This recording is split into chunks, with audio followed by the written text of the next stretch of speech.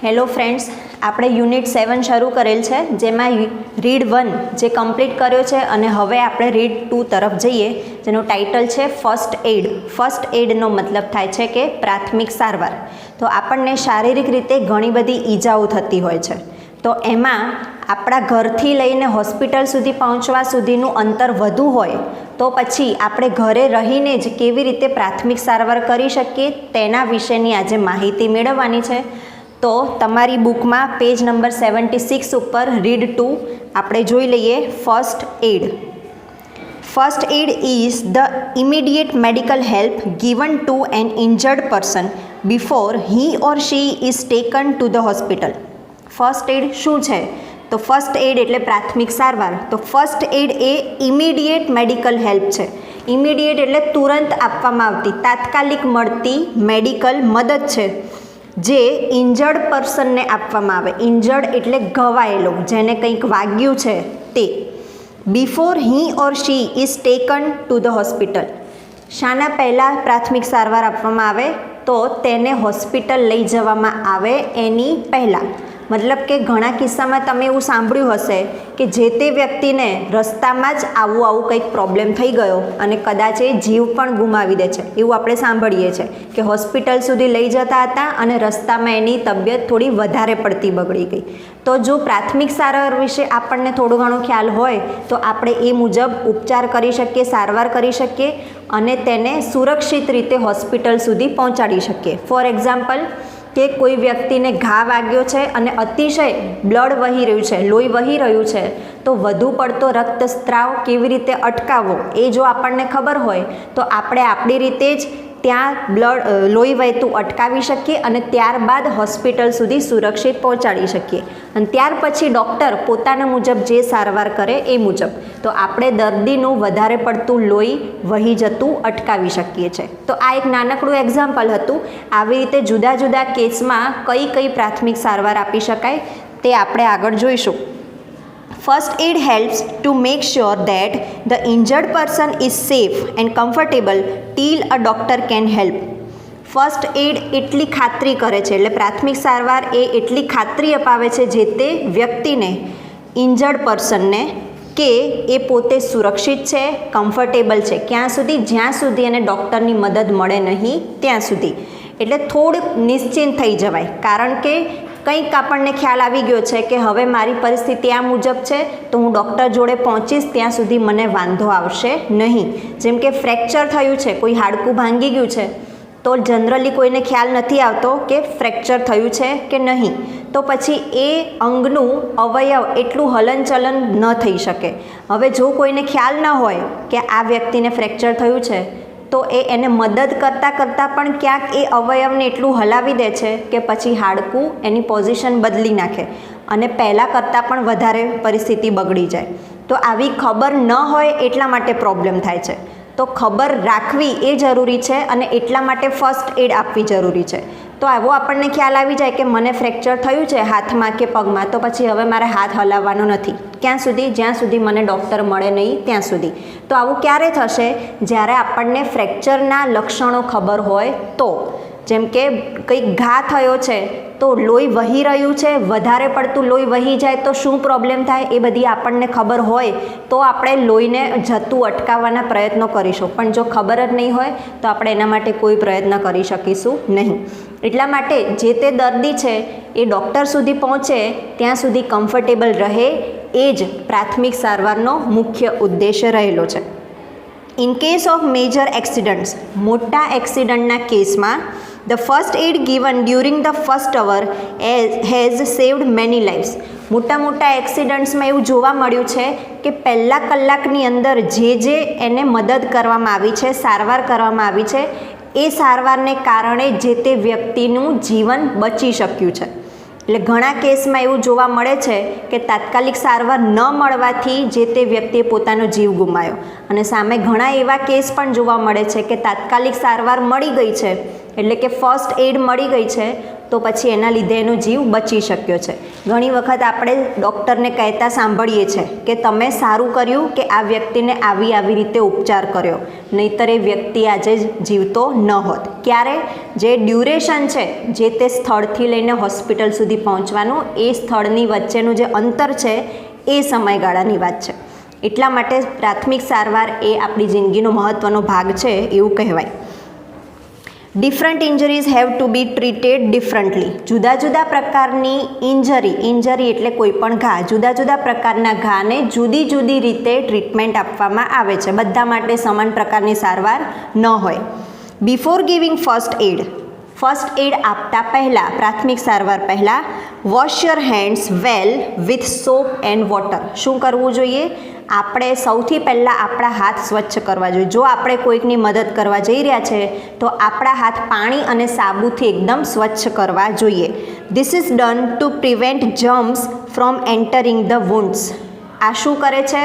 આપણા હાથમાં પણ જર્મ્સ હોય છે, જીવાણુઓ હોય છે, તો એ બધા એ જે તે વ્યક્તિના ઘાની અંદર પ્રવેશી ન જાય.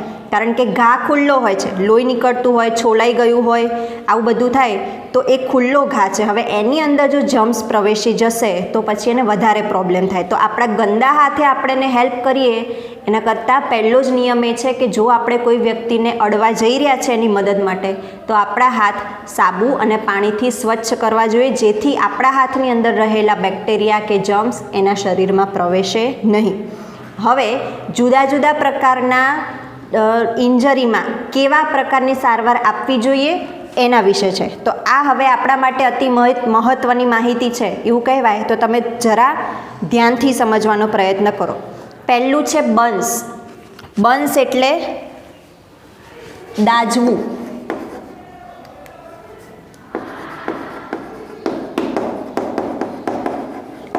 કોઈ વ્યક્તિ દાઝી જાય છે તો burns are caused by fire, boiling water, steam, fire crackers, some chemicals or hot objects.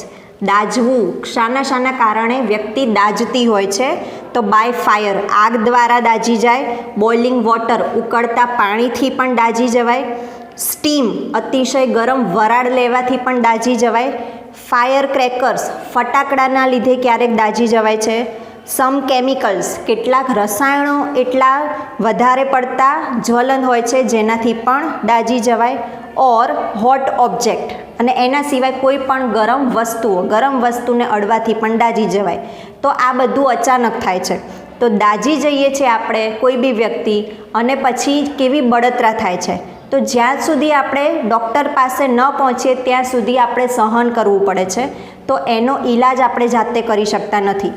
તો એવું કંઈક કરીએ નાના પાયે કે જેનાથી થોડીક બળતરા શાંત થાય અને ડૉક્ટર સુધી પહોંચીએ ત્યાં સુધી વ્યવસ્થિત દર્દી કમ્ફર્ટેબલ રહી શકે. તો શું કરવું જોઈએ? Burns can be very painful and cause a lot of damage if they are not treated properly.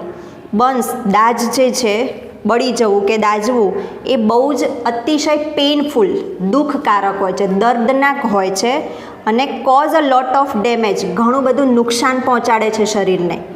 If they are not treated properly, જો એની યોગ્ય રીતે સારવાર ન થાય તો એ ઘણું બધું નુકસાન પહોંચાડે છે અને વધારે પડતું દુઃખકારક બની જાય છે. First, remove clothing which covers the burn skin. હવે દાઝે કોઈ વ્યક્તિ તો શું કરવું જોઈએ? ફર્સ્ટ, સૌથી પહેલાં રિમૂવ ક્લોધિંગ. જે તે અવયવ દાઝી ગયો હોય, જે અંગ, એની ઉપર કપડું હોય, વસ્ત્ર હોય કોઈ પણ, એ હટાવી દેવું જોઈએ. વિચ કવર્સ ધ બર્ન્ટ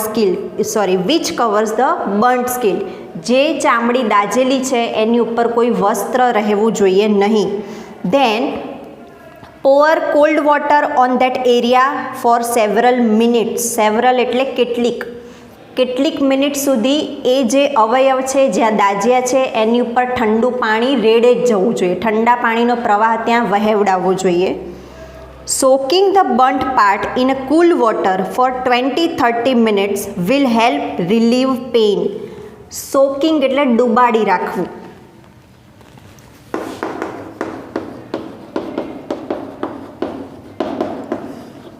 શેમાં? પાણીમાં પલાળી રાખવું જેને આપણે કહીએ, અથવા તો ડુબાડી રાખવું. એટલે કોઈ અવયવ શક્ય હોય એવું તો એને પાણીની અંદર પલાળી રાખવો જોઈએ અને એ અવયવ ડૂબાડી રાખવો જોઈએ. કેટલું?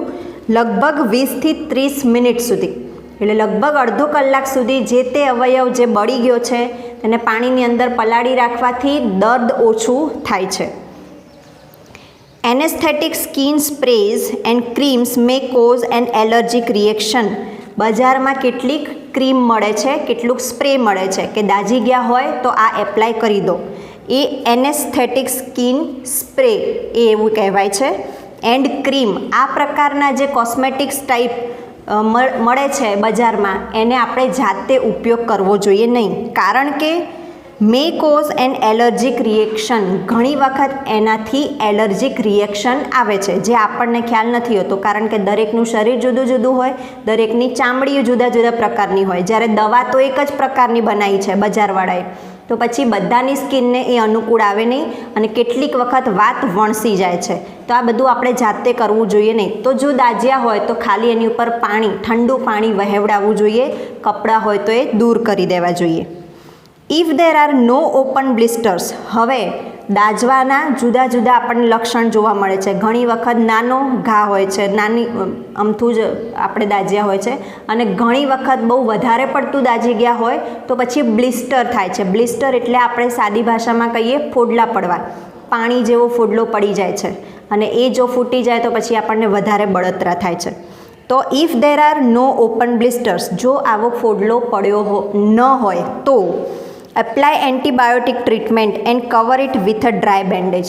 જો આવા ફોડલાઓ ન પડ્યા હોય તો પછી એન્ટીબાયોટિક ટ્રીટમેન્ટ આપણે એ સ્કિન ઉપર લગાવી શકીએ છીએ અને એને બેન્ડેજ વડે બાંધી પણ શકીએ છીએ એ ઘાને. મતલબ ફોડલો નથી પડ્યો તો, જો ફોડલો પડ્યો હોય તો પછી એનો ઉપચાર એને બાંધીને કરવામાં આવે નહીં, એટલે તો પછી એનો ઘા ખુલ્લો રાખવો જોઈએ. ડુ નોટ યુઝ બટર, ઘી, પેટ્રોલિયમ જેલી ઓર આઈસ. ક્યારેય પણ આવો ઘા થયો છે, મતલબ કે બળી જવાને દાજવાને લીધે જે થયું છે એની ઉપર ક્યારેય ઘી ન લગાવવું, બટર ક્યારેય માખણ ન લગાવવું, પેટ્રોલિયમ જેલી પણ ન લગાવવું કે પછી બરફ પણ ઘસવો જોઈએ નહીં. માત્ર ઠંડુ પાણી જ આપણે નાખવાનું, બીજું કંઈ કરવું જોઈએ નહીં. અને મેક્સિમમ ટાઈમ જ્યાં સુધી સારવાર ન મળી રહે ત્યાં સુધી એ ભાગને ઠંડા પાણીમાં બોળી રાખવો જોઈએ. In the case of very severe burns, અતિશય ભયાનક દાજી ગયા હોય કોઈ, tech the patient to the hospital as soon as possible.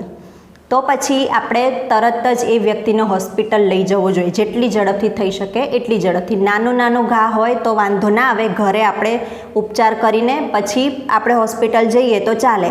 પણ બહુ ખરાબ રીતે જો દાજ્યું છે કોઈ વ્યક્તિ તો પછી ઘરનો ઉપચાર ચાલે નહીં, તો પછી આપણે સીધું ઝડપથી એને હોસ્પિટલ લઈ જવું પડે. Give the patient a lot of water two drink. અને એ સમય દરમિયાન આપણે એક કામ કરી શકીએ કે પેશન્ટને ઘણું બધું પાણી પીવાનું કહી શકીએ કે જ્યાં સુધી હોસ્પિટલ ના પહોંચે ત્યાં સુધી પાણી પીવે. શા માટે? કારણ કે પાણી પીવાથી શરીરમાં ઠંડક થાય છે અને દાજ્યા હોય છે એટલે શરીર ગરમ હોય છે, બળતું હોય છે. તો અંદર આપણે પાણી જવા દઈશું તો અંદરથી એ પાણીના લીધે થોડીક ઠંડક પ્રસરશે, એટલે કમ્પેરેટિવલી આ થોડુંક એનું દુઃખ ઓછું કરી શકે એમ છે. તો આ હતું કે બર્ન્સની મેટરમાં, એટલે કે દાજવાની મેટરમાં આપણે કઈ ફર્સ્ટ એડ આપી શકીએ. હવે નેક્સ્ટ જોઈએ કટ્સ એન્ડ બ્રુઝીસ. ઘા પડ્યો છે, કટ એટલે ઘા, ચપ્પુ વાગે કે બ્લેડ વાગે એવું, એના કારણે જે ઘા પડે છે એ. In the case of small cuts, wash the wound well with an antiseptic soap and plenty of clean lukewarm water. નાના કાપા પડ્યા હોય છે, એટલે ચપ્પુ વાગી જાય, છરી વાગે કે બ્લેડ વાગે, અથવા તો કંઈક છોલાઈ જાય છે રમતા રમતા પડી જઈને, આવું બધું થાય તો ત્યાં એ ભાગને સૌથી પહેલાં એન્ટીસેપ્ટિક સોપ વડે અને લ્યુકેવોર્મ એટલે હૂંફાળું,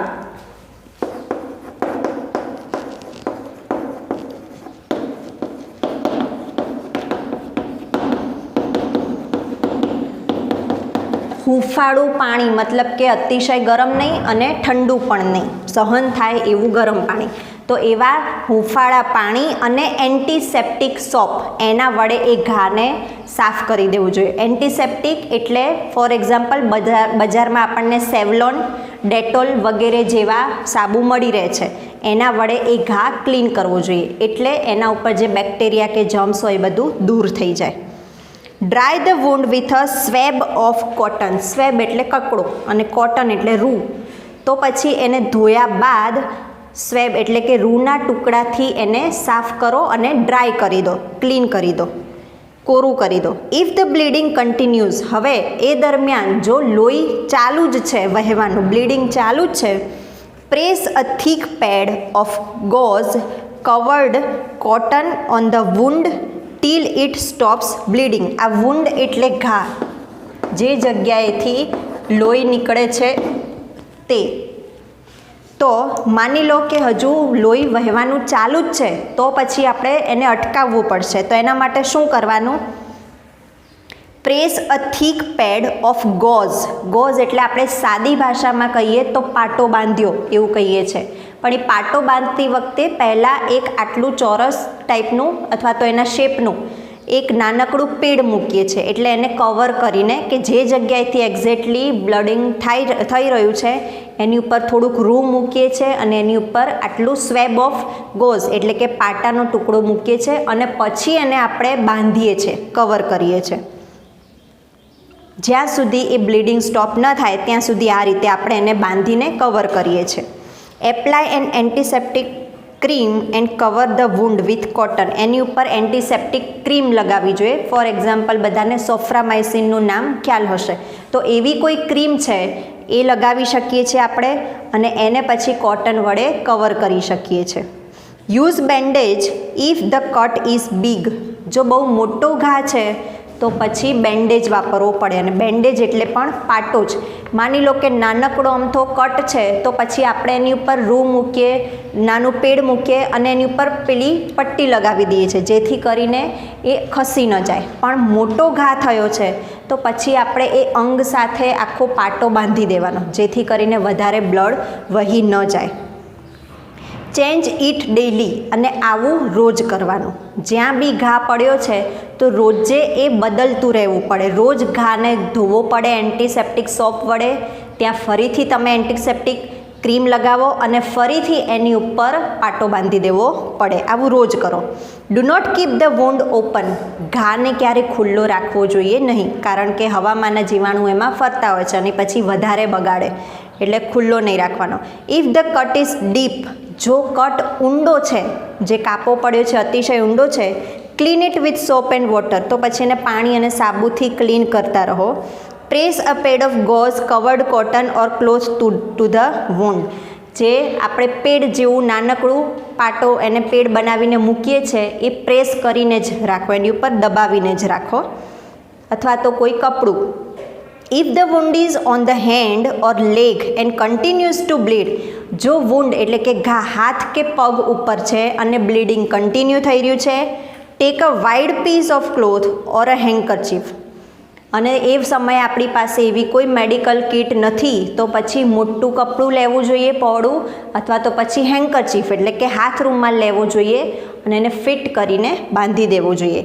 tie the cloth tightly a little એબો the wound. જે ઘા છે એની ઉપર એ કપડું થોડુંક ટાઇટલી બાંધો. This is called a tourniquet. આ રીતે જે બાંધવાની પ્રક્રિયા છે તેને ટર્નિકેટ કહેવામાં આવે છે.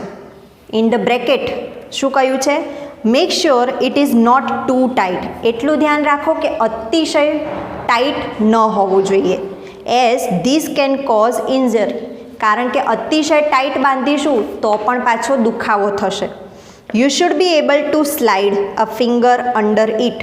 એટલું ફિટ હોવું જોઈએ. હવે ખ્યાલ કેવી રીતે આવે કે કેટલું ફિટ બાંધવું કે નહીં, ટાઈટ કેટલું હોવું જોઈએ? તો એ પાટો હોય એની અંદર આ આપણી એક આંગળી સરકાવી શકીએ એવું ટાઈટ રાખવાનું, ઢીલું પણ નહીં અને અતિશય ફિટ પણ નહીં. Tech the patient to a doctor immediately. બહુ મોટો ઘા છે તો પછી એ ડૉક્ટર પાસે આપણે પેશન્ટને લઈ જવું પડશે. The doctor might decide to give an injection to prevent a disease called tetanus. તો ડૉક્ટર ડિસાઇડ કરશે કે એને ટીટેનસનું ઇન્જેક્શન આપવું કે નહીં. ટીટેનસ રોગ છે જેને આપણે ગુજરાતીમાં ધનુર્વા કહીએ છીએ. જો કોઈ કટ થયો હોય તો ધનુર્વા થવાની શક્યતા રહેલી છે.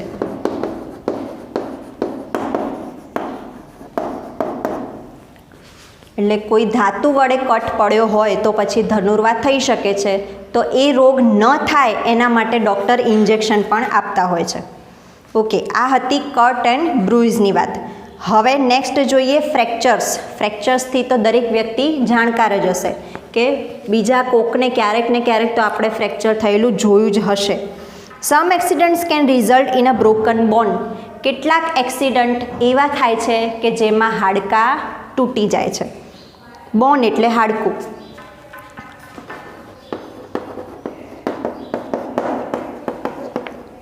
This is called a fracture. અને તૂટેલું હાડકું એને ફ્રેક્ચર કહેવાય છે. And is very painful. અતિશય દર્દનાક હોય છે. Do not move the injured લિમ્બ.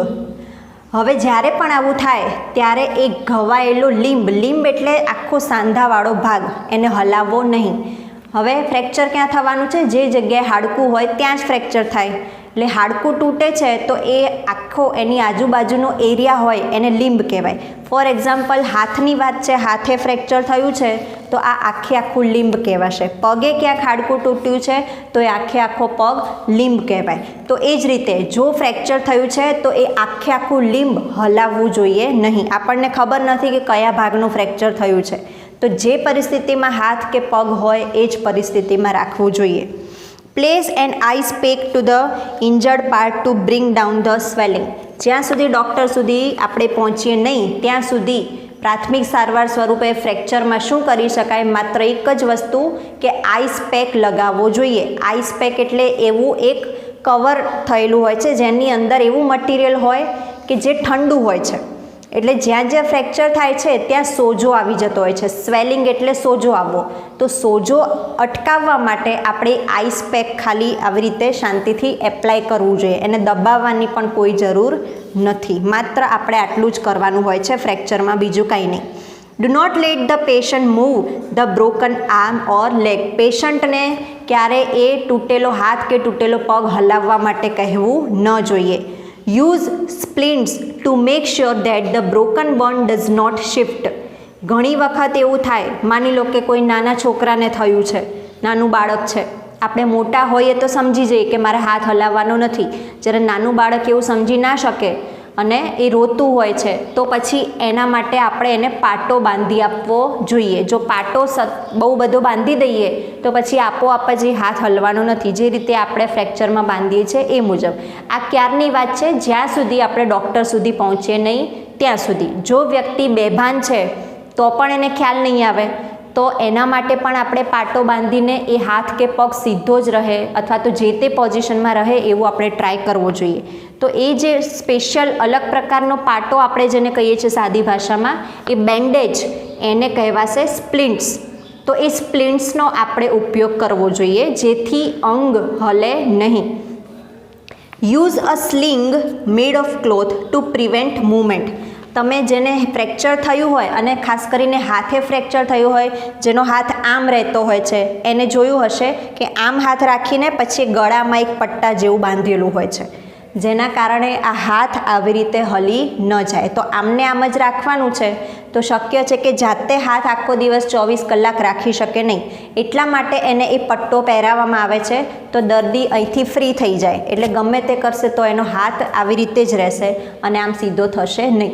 તો એ જે સાદી ભાષામાં આપણે પટ્ટો કહીએ છીએ એને કહેવાશે સ્લિંગ. તો એ સ્લિંગ જે કપડાનું બનેલું હોય, મતલબ તાત્કાલિક સારવાર તો આપણે દુપટ્ટો કે એવું કોઈ પણ કપડું ચાલી જાય જેથી કરીને એનો હાથ આમને આમ જ રહે. જેવી રીતે પગમાં થયું હોય તો પછી પગમાં પણ એ ક્યાંક આપણે બાંધીને લટકાવી દેવું પડે. એટલે જે પોઝિશનમાં હોય એ પોઝિશનમાં અંગ રહેવું જોઈએ, એ અંગ હલવું જોઈએ નહીં. તો માત્ર સારવારમાં તમારે આટલું જ કરવાનું છે ફ્રેક્ચરમાં. અને સિવાય આનાથી વિશેષ કરવા માગો છો તો આઈસ પેક હાજર હોય તો આઈસ પેકને એપ્લાય કરવું, બાકી બીજું કંઈ કરવાય નહીં. નેક્સ્ટ હવે જોઈએ સ્પ્રેઇન. સ્પ્રેઇન એટલે મચકોડ આવવો.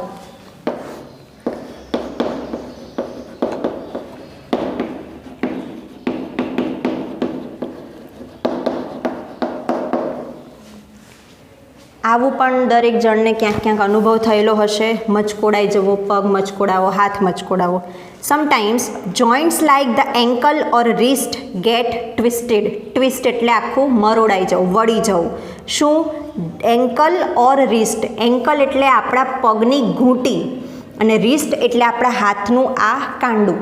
તો અહીંયાથી મચકોડાઈ જાય છે, અથવા તો આપણો પગનો પંજો જે છે એ પગનો પંજો અને પગ આમ સીધો હોય ત્યાં વચ્ચે એક હાડકું છે નાનું, જેને આપણે ઘૂંટી કહીએ છીએ, એન્કલ, જ્યાં છોકરીઓને પાયલ પહેરવાની થાય છે. એ અંગ જે છે એ હાડકું એ જગ્યાએથી વળી જાય તો મચકોડ આવ્યો એવું કહેવાય. અને હાથમાં અહીંયાથી આ રીતે વળીને કંઈક થાય તો પછી હાથ મચકોડાયો એવું કહી શકાય. તો આવી રીતે જે સાંધા છે એ ઘણી વખત વળી જતા હોય છે અને સ્પ્રેન થાય છે, એટલે કે મચકોડ આવે છે. The joint swells up and is very painful. જો આવું થાય છે તો પછી શું થાય? સોજો આવી જાય છે. સ્વેલ્સ એટલે સોજો આવો, અને અતિશય દુખે પણ છે. This is called a sprain, અને એને સ્પ્રેન કહેવાય છે. When a joint is sprain, જ્યારે કોઈ સાંધો મચકોડાય છે, use ice packs to decrease the swelling. તો પછી ત્યાં આઈસ પેક એપ્લાય કરો જેનાથી સોજો ઉતરી જાય. Do not let the joint be moved. અને એ જે જોઈન્ટ છે, સાંધો છે, એને પણ હલનચલન કરવા દેશો નહીં. જે પરિસ્થિતિમાં છે ત્યાં જ રાખો. Ask an adult to apply a kind of bandage that will support the joint and prevent movement. Adult એટલે કોઈ વડીલ. વડીલને કહો કે એ તમારો જે જગ્યાએ મચકોડ આવ્યો છે એને આજુબાજુ બેન્ડેજ લગાવી આપે, પાટો લગાવી આપે, જેથી કરીને એ હાથમાં મૂવમેન્ટ થાય નહીં. જે મુજબ આપણે ફ્રેક્ચરમાં જોયું છે, ફ્રેક્ચરમાં જેટલી તકેદારી રાખવી પડે છે એવી જ તકેદારી મચકોડમાં રાખવી પડે છે. ફરક એટલો છે કે મચકોડ આવે છે, સ્પ્રેન થાય છે, એમાં કોઈ હાડકું તૂટ્યું નથી હોતું, એ સહેજ હલી જાય છે, ખસી જાય છે. એટલે વળી પાછું એની એ પોઝિશન ઉપર લાવવું હોય તો આપણી જે મૂવમેન્ટ છે એ થવા દેવી જોઈએ નહીં. તો મૂવમેન્ટ ન થાય એટલા માટે ત્યાં બેન્ડેજ લગાવવો જરૂરી છે. અને એ પણ જે તે વ્યક્તિને આવડે એ મુજબ, કે આપણું એ અવયવ છે એ જે વ્યવસ્થિત પરિસ્થિતિમાં રહેવું જોઈએ, ઊંચું નીચું નહીં કે આડું અવળું પણ નહીં. તો એના માટે પણ ખાસ કરીને ડૉક્ટરની સલાહ તો લેવાની જ હોય છે, પરંતુ ડૉક્ટર સાથે પહોંચીએ એ પહેલાં આપણે આપણી રીતે કોઈ વ્યક્તિ જાણકાર હોય એવા એડલ્ટને કહેવું જોઈએ કે બેન્ડેજ લગાવી આપે, જેનાથી કરીને મૂવમેન્ટ થશે નહીં. In the bracket you can use splints to make sure the joint does not move. Tie the splints above and below the joint. ઉપર આપણે ફ્રેક્ચરવાળી બાબતમાં વાત કરી કે સ્પ્લિન્ટ લગાવવું જોઈએ. સ્પ્લિન્ટ એટલે પણ ખાસ પ્રકારનું બેન્ડેજ. તો પછી આ મચકોડ આવે છે ત્યાં પણ એ ખાસ પ્રકારનો બેન્ડેજ લગાવવો જોઈએ, જેનાથી એ અવયવ હલનચલન કરે નહીં. ઓકે, હવે નેક્સ્ટ જોઈએ બાઇટ્સ. બાઇટ્સ એટલે કરડવું, કોઈ પ્રાણીનું કરડવું, બટકું ભરવું.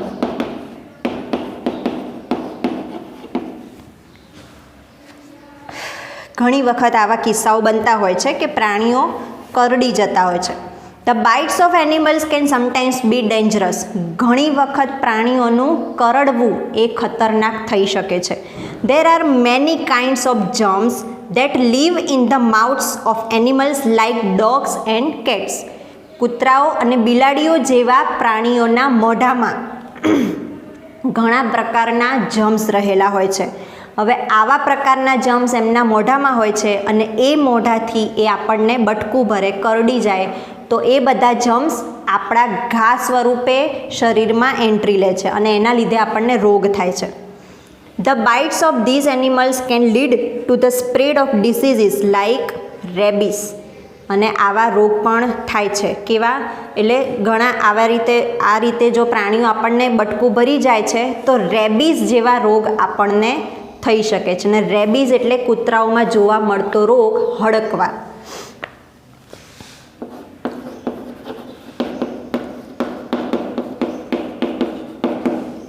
એટલે કહેવાય છે કે હડકાયું કૂતરું જો કરડે તો પછી આપણને પણ એ રોગ લાગુ પડે છે, એટલે એનાથી દૂર રહેવું જોઈએ. પણ માની લો કે એવું થાય છે તો શું કરવાનું? Wash the wound well with soap and water. જે જગ્યાએ કરડ્યું છે એ ભાગને સાબુ અને પાણીથી સ્વચ્છ કરી નાખવો જોઈએ. Take the patient to the doctor immediately. શક્ય હોય એટલું ડૉક્ટર પાસે લઈ જવું જોઈએ પેશન્ટને. The doctor will give some injections to prevent rabies. અને ડૉક્ટર એ હડકવા ન થાય એના માટેના કેટલાક ઇન્જેક્શન્સ આપશે. Most of the snakes in Gujarat are non poisonous. કૂતરા અને બિલાડીની વાત તો અલગ, પણ આપણે ત્યાં તો ઘણી વખત સાપ કરડવા કે વીંછી કરડવા એવા ઝેરી પ્રાણીઓ કરડી જવાના બનાવો પણ આપણે સાંભળીએ છીએ. પણ અહીંયા કહેવાયું છે કે ગુજરાતમાં જોવા મળતા મોટા ભાગના સાપ છે એ નોન પોઈઝનસ છે. પોઈઝનસ એટલે ઝેરી, તો બિન ઝેરીલા છે, ઝેર વગરના સાપ જોવા મળે છે. In case of venomous snake bite. Venomous એટલે ઝેરીલો.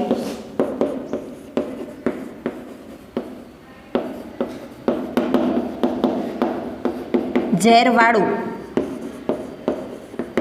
નોન પોઈઝનસ,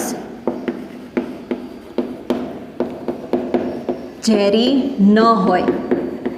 એટલે મોટાભાગના તો નોન પોઈઝનસ છે, પણ ક્યારેક એવું થાય કે કોઈ વેનોમસ ઝેરીલો સાપ કરડી જાય અથવા તો એના જેવું વીંછી વગેરે કરડી જાય તો do not allow the victim to move as this will speed up the spread of the venom through the body.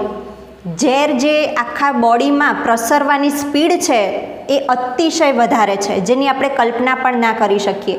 એટલે માની લો કે આપણને ખ્યાલ આવ્યો છે કે ઝેરીલો સાપ કરડ્યો છે, તો પછી જે તે વ્યક્તિ છે જેને કરડ્યો છે એને હલવાનું નહીં એવું એને કહી દો.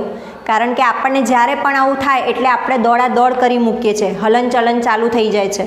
પણ એવું કરવું જોઈએ નહીં, કારણ કે જેટલું આપણું બોડી એક્ટિવ રહે છે એટલું અંદર જે સ્પ્રેડ થવાની ગતિ છે, ઝેરનું સ્પ્રેડ થવાની ગતિ એ પણ વધતી રહે છે. અને જેટલું આપણું બોડી સ્થિર રહે છે એટલું ધીમે ધીમે કરતું એ સ્પ્રેડ થશે. ઝેર પણ સ્પ્રેડ તો થવાનું છે, ફેલાવાનું તો છે જ. તો જ્યાં સુધી શક્ય હોય ત્યાં સુધી એ શરીરને હલાવે નહીં એવો આપણે પ્રયત્ન કરવો જોઈએ. લેટ ધ પેશન્ટ લાઈ down in such a way that the beaten part is well below the level of the heart. અને બને ત્યાં સુધી પેશન્ટને એવી રીતે આડું પડવાનું કહો, ઊંઘી જવા માટે કહો, શરીર એવું આડું પાડી દે કે હૃદયની નીચેનો ભાગ છે એ નીચે તરફ નમેલો રહે. મતલબ કે આપણે જો ઊંઘવા માગતા હોઈએ, આડા પડવા માગતા હોય તો આપણી પાછળ અહીંયા 1-2 તકિયા રાખી દેવા જોઈએ અને આપણું હૃદયથી ઉપરનું જે બોડી છે એ થોડુંક ઊંચું રાખવું જોઈએ અને નીચેનું બોડી આમ ત્રાસમાં રાખવું જોઈએ. એટલે કે આખું ઢાળ શેપમાં બોડી હોવું જોઈએ. કેમ? કારણ કે જો ઝેર સ્પ્રેડ થાય છે આવી રીતે, ફોર એક્ઝામ્પલ આડી પરિસ્થિતિમાં શરીર છે તો ઝેર અહીંથી આ રીતે સ્પ્રેડ થશે અથવા તો અહીંથી આમ. પણ આ રીતે ત્રાંસું હશે, જેમ કે અહીંયા એનું મુખ છે, માથું છે અને અહીંયા ક્યાંક એને સાપ કરડ્યો છે, તો જે ફેલાવાની ક્રિયા છે અહીંથી ઉપર જશે. એટલે ઉપર જતી વખતે ગતિ ઓછી થઈ જાય કમ્પેર ટુ ધીસ. એટલે કે આડું હોય તો ફટોફટ ફેલાય છે, આપણે પાણી ઢોળાય છે તો જોઈ શકીએ છીએ કે ઢોળાય એટલે કેવું આજુબાજુ તરત પ્રસરી જાય છે. પણ ઢાળ હોય છે તો શું પાણી ચડતું ઉપર જાય છે? નથી જતું. પણ આ તો ઝેરની વાત છે, એ ઉપર તો જશે જ પણ એની ગતિ અતિશય ધીમી થઈ જશે. એટલે માથું આ રીતે ઉપર રાખવું જોઈએ, બાકીનું શરીર આ રીતે નીચે. પણ આ કઈ પરિસ્થિતિની વાત છે? જ્યાં સુધી ડૉક્ટર સુધી આપણે પહોંચાડીએ ત્યાં સુધી. પછી તો ડૉક્ટર એમની રીતે ઈલાજ કરવાના જ છે. અને હાર્ટથી નીચેનું પોર્શન શા માટે? કારણ કે હાર્ટ, આપણું હૃદય એ આપણા શરીરનું અતિ મહત્ત્વનું અંગ છે. તો ત્યાં સુધી આપણું જે ઝેર છે એ હાર્ટ સુધી પહોંચવું ન જોઈએ. એટલા માટે આ પ્રયુક્તિ આપણે અજમાવવી જોઈએ. પછી શું કરવાનું છે? Tie a belt or a cloth strip tourniquet just above the bite to stop the venom from spreading. માની લો કે આ શરીર છે અને આ પગ છે, અહીંયા એ કરડ્યું છે અને તમને ખબર છે કે આ જગ્યાએ કરડી ગયો છે, તો પછી એની આજુબાજુનો પોર્શન અહીંયા અને અહીંયા એકદમ ફિટ દોરી બાંધવી જોઈએ અથવા તો એકદમ ટાઈટ કપડું બાંધવું જોઈએ. આવી રીતે કપડું ટાઈટ કરીને બાંધીશું તો એના લીધે પણ અહીંયા આજુબાજુ એ વેનમ એટલે કે ઝેર ઇઝીલી પ્રસરી શકશે નહીં. તો આ કરવું પણ જરૂરી છે. Tech the patient to the doctor immediately, અને પછી તાત્કાલિક પેશન્ટને ડૉક્ટર પાસે લઈ જવું જોઈએ. ઓકે, છેલ્લું જોઈએ નોઝ બ્લીડ્સ. નોઝ બ્લીડ્સ એટલે નાકમાંથી બ્લીડિંગ થવું, જેને આપણે સાદી ભાષામાં નસકોરી ફૂટી એવું કહીએ છીએ. આ પણ તમે ક્યાંક સાંભળેલું હશે કે નાકમાંથી બ્લડ નીકળે છે. કયા કયા કેસમાં નીકળી શકે? A nose bleed can occur due to an accident, irritation or dryness of the lining of the nose, allergy, cold, heat or something stuck in the nose. આ જુદા જુદા કારણોથી નાકની અંદરથી લોહી નીકળવાનું ચાલુ થઈ શકે છે. કયા કયા કારણ? ડ્યુ ટુ એન એક્સિડન્ટના કારણે થઈ શકે. ઇરિટેશન ઓર ડ્રાયનેસ, નાકની અંદરની ત્વચા અતિશય સંવેદનશીલ હોય છે, ખૂબ જ પતલું લેયર હોય છે, તો ત્યાં ઇરિટેશન થાય, ખંજવાળ આવતી હોય, અથવા તો એ ત્વચા અતિશય સુકાઈ ગઈ છે તો પણ નોઝ બ્લીડ થઈ શકે છે. એટલે કે ત્યાં ભેજ ન જળવાય તો પણ નોઝ બ્લીડ થાય છે. પછી એલર્જી, કોઈ ખાસ પ્રકારની એલર્જી હોય નાકને લગતી તો પણ નોઝ બ્લીડ થાય છે. કોલ્ડ, અતિશય ઠંડી પડે છે તો પણ. હીટ, અતિશય ગરમી છે તો પણ થઈ શકે છે. Or something stuck in the nose, કોઈક કારણસર નાકમાં કંઈક ફસાઈ ગયું છે તો પણ નોઝ બ્લીડ થઈ શકે છે. એટલે આવા અનેક કારણો છે જેના કારણે નાકમાંથી લોહી વહેવાનું ચાલુ થઈ જાય છે. તો શું કરવું જોઈએ? Ask the patient to lean forward slightly and breathe through the mouth. આના માટે નાકમાંથી શ્વાસ લેવાનું બંધ કરી દેવું જોઈએ, કારણ કે આપણે શ્વાસ નાકથી જ લઈએ છીએ અને જે જગ્યાએથી બ્લીડિંગ થઈ રહ્યું છે, હવે માની લો કે નાકમાંથી બ્લીડિંગ થઈ રહ્યું છે અને ત્યાંથી જ આપણે શ્વાસ અંદર લઈએ છીએ, તો જે બ્લીડ થાય છે એ પણ સાથે સાથે અંદર જવાનું છે. એટલે નાકથી શ્વાસ લેવો જોઈએ નહીં. એ સમયે મોઢેથી શ્વાસ લેવાનો અને થોડું આપણું શરીર નમતું રાખવાનું. શરીર, આપણું જે ચહેરાનો ભાગ છે એને આ રીતે નમતો રાખવો જોઈએ, જેથી બહુ લોહી બહાર પણ ન આવે, અને મોઢેથી શ્વાસ લેવાનો ટ્રાય કરવો જોઈએ. Pinch the nose between the thumb and forefinger for about 10 minutes or until the bleeding stops. આપણી એક આ થંબ અને ફોરફિંગર, આ બંને આંગળીઓ વડે આપણા નાકને આ રીતે પકડી રાખવાનું છે. જો નોઝ બ્લીડિંગ જ્યાં સુધી બંધ ન થાય ત્યાં સુધી, અથવા તો 10 મિનિટ સુધી. એટલે આ રીતે અહીંથી જોરથી આ પકડી રાખીશું આપણે, તો પછી લોહી બહાર આવતું બંધ થઈ જશે. એટલે થોડું ઘણું આ રીતે ટ્રાય કરી શકીએ છીએ, અને જો ના થાય તો પછી તો આપણે ડૉક્ટર પાસે જવાનું જ છે. Put an ice cube or an ice candy in the mouth. બીજો એક ઓપ્શન શું છે કે મોઢામાં આઈસ ક્યુબ એટલે કે બરફ, અથવા તો આઈસ કેન્ડી એવી ચોકલેટ આવે છે, જેનાથી ઠંડી, આપણને ચોકલેટ ખાતાની સાથે ઠંડુ થઈ ગયું હોય આપણું મોઢું એવું ફીલ થાય છે, અથવા તો બરફ. આ મોઢામાં રાખવું જોઈએ, ગળી નહીં જવાનું, બરફને મોઢામાં રાખવાનું. કેમ? કારણ કે આપણે યુનિટ 7ના રીડ 1માં જ વાત કરી હતી કે આપણા મોઢાની અંદરનો એક દ્વાર છે એ સીધો નાકમાં જાય છે.